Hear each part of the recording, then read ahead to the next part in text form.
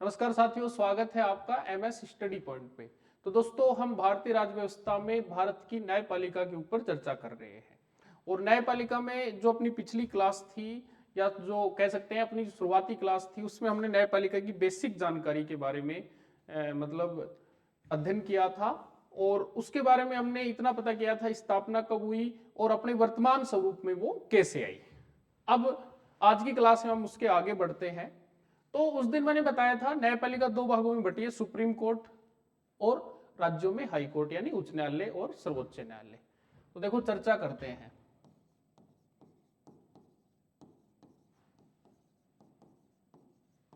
जैसे ये है बेटा इधर सर्वोच्च न्यायालय,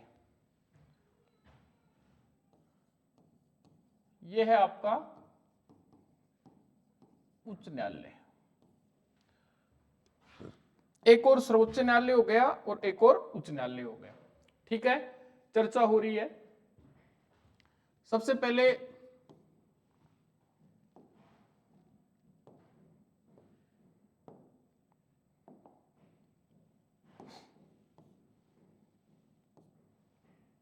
पहले नियुक्ति, किनकी नियुक्ति? जो सर्वोच्च न्यायालय के न्यायाधीश है उनकी नियुक्ति। ठीक है, नियुक्ति के बाद शपथ, शपथ के बाद त्यागपत्र, त्यागपत्र के बाद सेवानिवृत्त आयु, सेवानिवृत्त आयु के बाद उनका वेतन। देखो सेम स्थिति इधर है, ये सारी चीजें अपन साथ पढ़ लेंगे, ये सर्वोच्च न्यायालय की और ये उच्च न्यायालय की। तो सबसे पहले बात हो रही है सर्वोच्च न्यायालय के न्यायाधीशों की नियुक्ति। तो नियुक्ति कौन करेगा बेटा? राष्ट्रपति करेगा। इधर भी उच्च न्यायालय के न्यायाधीशों की नियुक्ति कौन करेगा? राष्ट्रपति करेगा। तो एक चीज तो क्लियर हो गई, चाहे सर्वोच्च न्यायालय हो चाहे उच्च न्यायालय हो, दोनों ही प्रकार के न्यायाधीशों की नियुक्ति राष्ट्रपति के द्वारा की जाती है। ठीक है, इधर शपथ, सर्वोच्च न्यायालय के न्यायाधीशों को शपथ राष्ट्रपति ही दिलाएगा, पर उच्च न्यायालय के न्यायाधीशों को शपथ संबंधित राज्य का राज्यपाल दिलाएगा। क्लियर? यहां नियुक्ति शपथ राष्ट्रपति, यहां नियुक्ति राष्ट्रपति पर शपथ राज्यपाल। अब देखो तीसरा त्यागपत्र, सर्वोच्च न्यायालय के अपना मतलब जो न्यायाधीश हैं वो अपना त्यागपत्र राष्ट्रपति को भेजेंगे, और उच्च न्यायालय के न्यायाधीश हैं वो भी अपना त्यागपत्र राष्ट्रपति को भेजेंगे। अब ये तीन चीज क्लियर हो गई, दोनों प्रकार के न्यायाधीशों की नियुक्ति राष्ट्रपति करेगा, दोनों प्रकार के न्यायाधीशों से त्यागपत्र राष्ट्रपति लेगा, सर्वोच्च न्यायालय के न्यायाधीशों को शपथ राष्ट्रपति और उच्च न्यायालय के न्यायाधीशों को शपथ राज्यपाल दिलाएगा। इनकी सेवानिवृत्ति आयु 65 वर्ष होगी, इनकी सेवानिवृत्ति आयु 62 वर्ष होगी, ये 65 और वो 62। ठीक है, वेतन देखो बेटा, पूछा जाता है मुख्य न्यायाधीश का वेतन और अन्य न्यायाधीशों का वेतन। तो सर्वोच्च न्यायालय के जो मुख्य न्यायाधीश हैं उनको 2,80,000 रुपए प्रति माह मिलता है।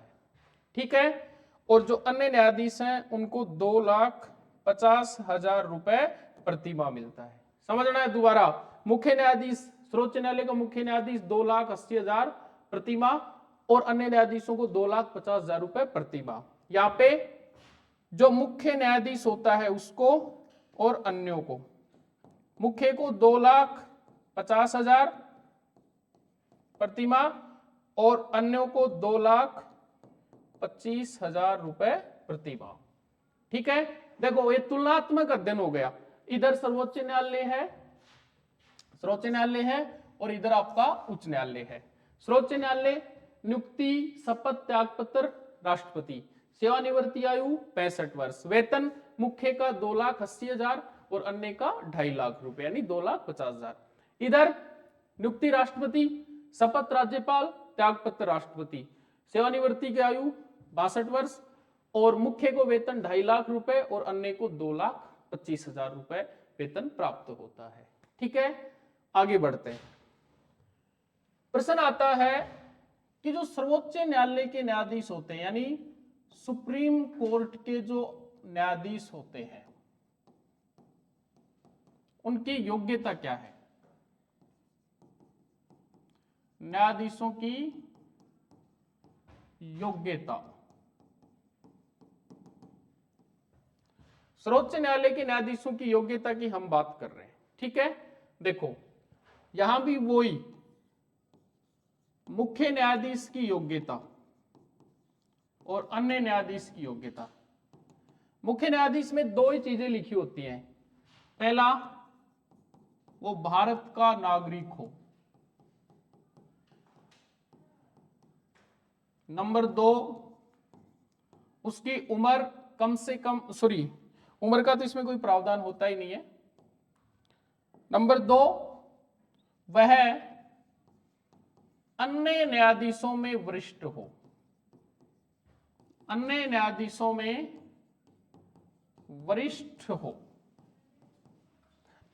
सीधी सी बात है, अन्य न्यायाधीशों में जो वरिष्ठ होगा, उत्तम होगा, वो ही मुख्य न्यायाधीश बनेगा और वो भारत का नागरिक होना चाहिए। अब देखो मुख्य न्यायाधीश की योग्यताएं समझ में आएंगी जब हम अन्य न्यायाधीश को पढ़ेंगे, क्योंकि अन्य न्यायाधीशों में वरिष्ठता क्रम से ही मुख्य न्यायाधीश बनाया जाता है। मुख्य न्यायाधीश कभी भी डायरेक्ट नहीं बनता, अन्य न्यायाधीशों में से ही बनाया जाता है।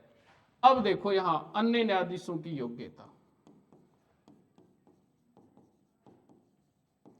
बेटा एक चीज का ध्यान रखना है, अन्य न्यायाधीशों की यहां हम 3 योग्यताएं पढ़ेंगे। 3 पूरी नहीं करनी, तीनों में से कोई भी एक योग्यता पूरी कर रहा है, तीनों में से एक, तो उसे सर्वोच्च न्यायालय में न्यायाधीश बनाया जा सकता है। जैसे पहला, भारत के किसी एक या अधिक उच्च न्यायालयों में, मतलब हाई कोर्ट में, कम से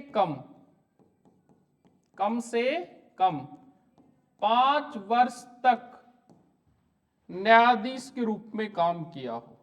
पहली योग्यता, न्यायाधीश के रूप में काम किया हो। पहली योग्यता क्या होगी?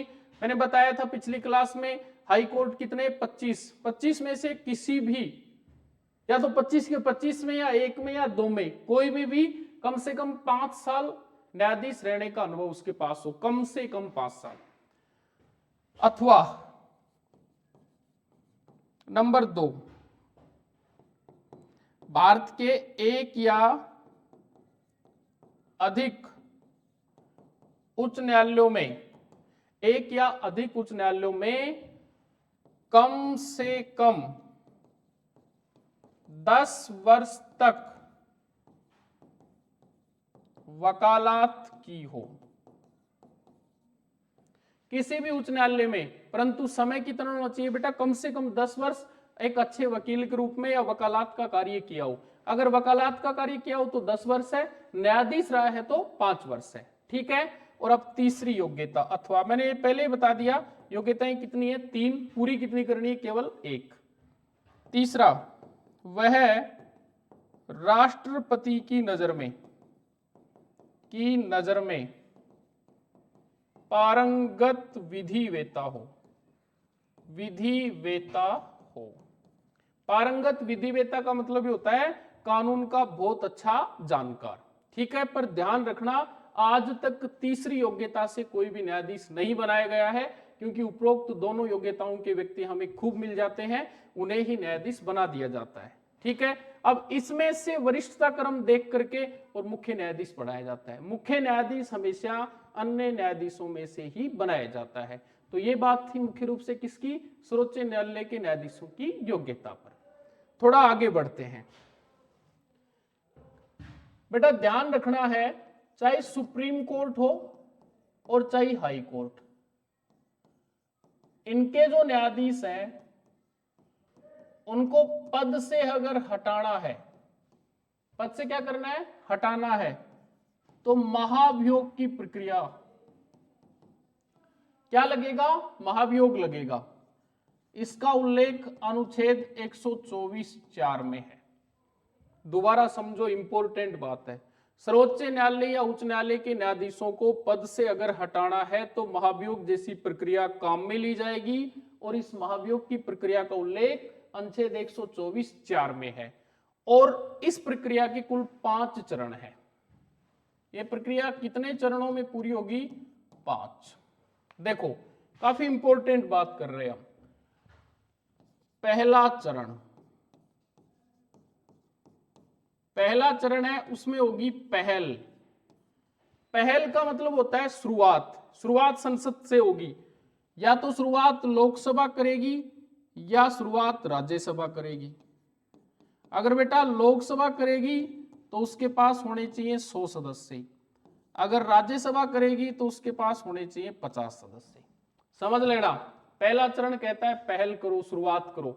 लोकसभा शुरुआत कर रही है तो कितने सदस्यों के साथ? 100। राज्यसभा शुरुआत कर रही है तो कितने सदस्यों के साथ? 50। ठीक है। दूसरा चरण, दूसरा चरण कहता है पहलकर्ता सदन, पहलकर्ता सदन का, पहलकर्ता सदन का अध्यक्ष अथवा सभापति 3 सदस्य कमेटी बनाएगा। क्या बनाएगा? 3 सदस्य कमेटी बनाएगा। वो कमेटी क्या करेगी? वो कमेटी क्या करेगी बेटा? वो कमेटी संबंधित न्यायाधीश के खिलाफ जांच करेगी। संबंधित न्यायाधीश के खिलाफ क्या करेगी? जांच करेगी। अब इस कमेटी में कौन कौन से सदस्य होंगे वो देखो। नंबर 1, पारंगत विधिवेता होंगे, कोई भी एक। पहला, किसी हाई कोर्ट का मुख्य न्यायाधीश होगा, किसी का भी हो सकता है, 25 में से किसी एक का मुख्य न्यायाधीश। सुप्रीम कोर्ट का मुख्य, और मुख्य को अगर टाइम नहीं है तो अन्य न्यायाधीश। समझो, अब कमेटी बना रहा है पहलकर्ता सदन, कमेटी में कितने सदस्य हैं? 3। कमेटी करेगी क्या? संबंधित न्यायाधीश के खिलाफ जांच करेगी कि उसके खिलाफ लगे आरोप सही है या नहीं है, या निराधार है। पहला, पारंगत विधिवेता, किसी भी उच्च न्यायालय का न्यायाधीश, सॉरी मुख्य न्यायाधीश, और सुप्रीम कोर्ट का मुख्य या अन्य न्यायाधीश। कमेटी ने जांच की, उस पे लगे आरोप सही पाए गए तो प्रक्रिया आगे बढ़ेगी, अन्यथा वही लैप्स कर दी जाएगी। मान लो सही पाए गए तो तीसरा चरण, तीसरा चरण, ये जो तीसरा चरण है ये क्या कहता है वो देखो।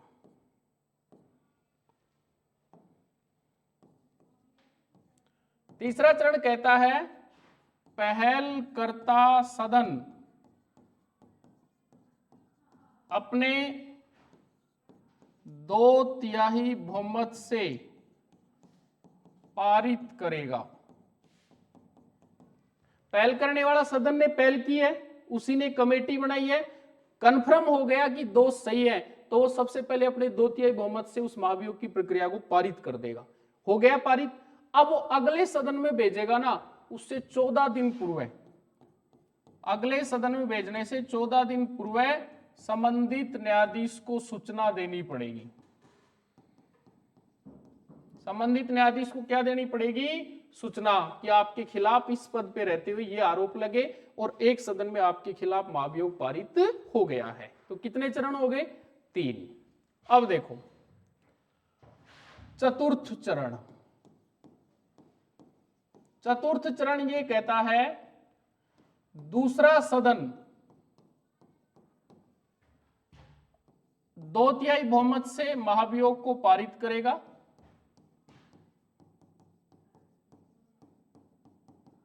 क्योंकि पहले वाले ने तो कर दिया, पहलकर्ता ने, तो अब दूसरा है, दूसरा पारित करेगा और राष्ट्रपति को भेजेगा, प्रेषित करेगा। किसको प्रेषित करेगा? राष्ट्रपति को। कर दिया। तो अब पांचवा चरण, पांचवा चरण ये कहता है राष्ट्रपति के हस्ताक्षर और संबंधित न्यायाधीश का पद त्याग। समझ गए? अगर राष्ट्रपति ने हस्ताक्षर कर दिए तो न्यायाधीश क्या कर दिया? उसका पद त्याग हो गया, उसे अपने पद से त्याग पत्र देना पड़ेगा। अब देखो एक बार मैं आपको दोबारा समझाता हूं। हम पढ़ रहे हैं न्यायाधीशों पे लगने वाली महाभियोग की प्रक्रिया, जिसका उल्लेख संविधान के अनुच्छेद 124 के अनुच्छेद 4, 124 उपअनुच्छेद 4 में है। ठीक है, चरण कितने हैं? 5। पहला पहल होगी, संसद करेगा, लोकसभा 100 सदस्यों के साथ, राज्यसभा 50 सदस्यों के साथ। दूसरा चरण पहलकर्ता सदन 3 सदस्य कमेटी बनाएगा। तीसरा चरण पहलकर्ता सदन अपने 2/3 बहुमत से पारित करेगा। चौथा, दूसरा जो सदन है वो भी महाभियोग को अपने 2/3 बहुमत से पारित करेगा। और पांचवा चरण राष्ट्रपति के पास जाएगा, राष्ट्रपति उस पर हस्ताक्षर करेगा और संबंधित न्यायाधीश अपना त्यागपत्र दे देगा। पर ध्यान रखना, ये बड़ी इंपॉर्टेंट बात है, आज तक कई न्यायाधीशों पर महाभियोग लगे जरूर है, पर आज तक के इतिहास में कोई भी न्यायाधीश महाभियोग की प्रक्रिया से हटाया नहीं गया है, क्योंकि महाभियोग की प्रक्रिया इतनी लंबी और जटिल है। ठीक है, तो दोस्तों आज की जो क्लास थी उसमें हमने न्यायाधीशों के बारे में, न्यायाधीशों की योग्यता के बारे में और न्यायाधीशों पे लगने वाले महाभियोग के बारे में चर्चा की है। धन्यवाद।